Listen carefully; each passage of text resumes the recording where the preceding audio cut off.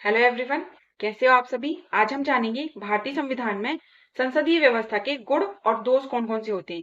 तो सबसे पहले आता है भारतीय संविधान में संसदीय व्यवस्था के गुण। इसमें सबसे पहले आता है विधायिका और कार्यपालिका, इन दोनों के मध्य में सामंजस्य की भूमिका निभाता है संसदीय व्यवस्था। सेकंड आता है संसदीय व्यवस्था जो है वो उत्तरदायी सरकार की व्यवस्था करता है। देन थर्ड आता है निरंकुशता का प्रतिषेध करती है संसदीय व्यवस्था। देन फोर्थ नंबर पर आता है संसदीय व्यवस्था जो है वो वैकल्पिक सरकार की व्यवस्था करता है। देन फिफ्थ नंबर पर आता है और लास्ट नंबर पर कि संसदीय व्यवस्था जो है व्यापक प्रतिनिधित्व की भी व्यवस्था करता है। अब हम बात करते हैं भारतीय संविधान की संसदीय व्यवस्था के दोष कौन कौन से होते हैं। तो सबसे पहले आता है कि ये अस्थायी सरकार है। इसकी जो सरकार है वो कभी भी गिर सकती है, कोई कंफर्म नहीं रहता कि ये स्थिर रहेगी ही रहेगी, इसलिए अस्थायी सरकार की व्यवस्था करने पर आता है नीतियों की निश्चितता का अभाव। मतलब कि जो संसदीय व्यवस्था है उसमें नीति तो बन जाती है, लेकिन सरकार जो नीतियां बनाती है उसका कोई कंफर्म नहीं रहता कि वो नीति कब तक चलेगी कब तक नहीं चलेगी, क्योंकि सरकार का ही कंफर्म नहीं कि वो कब तक रहेगी कब तक नहीं रहेगी। आता है थर्ड नंबर पर मंत्रिमंडल की निरंकुशता।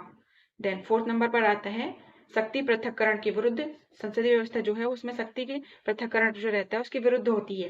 देन नेक्स्ट और लास्ट आता है जितने भी व्यक्ति होते हैं वो अकुशल व्यक्तियों द्वारा सरकार का संचालन किया जाता है। कोई भी मंत्री ऐसा नहीं कि वही किसी भी चीज में निपुण हो। मैं आपको बताती हूँ कि आप इसे एक ट्रिक के माध्यम से कैसे याद कर सकते हो संसदीय व्यवस्था के गुण और दोष को।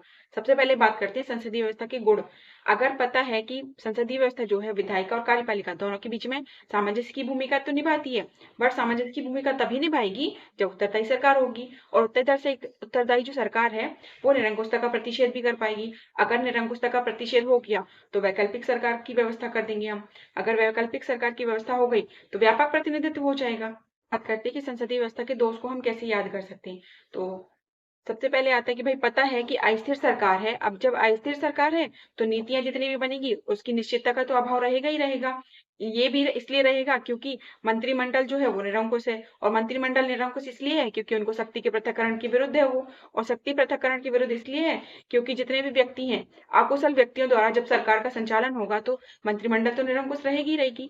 ये थी रिटरिक। अगर ये वीडियो अच्छी लगी है तो चैनल को सब्सक्राइब एंड वीडियो को लाइक करें।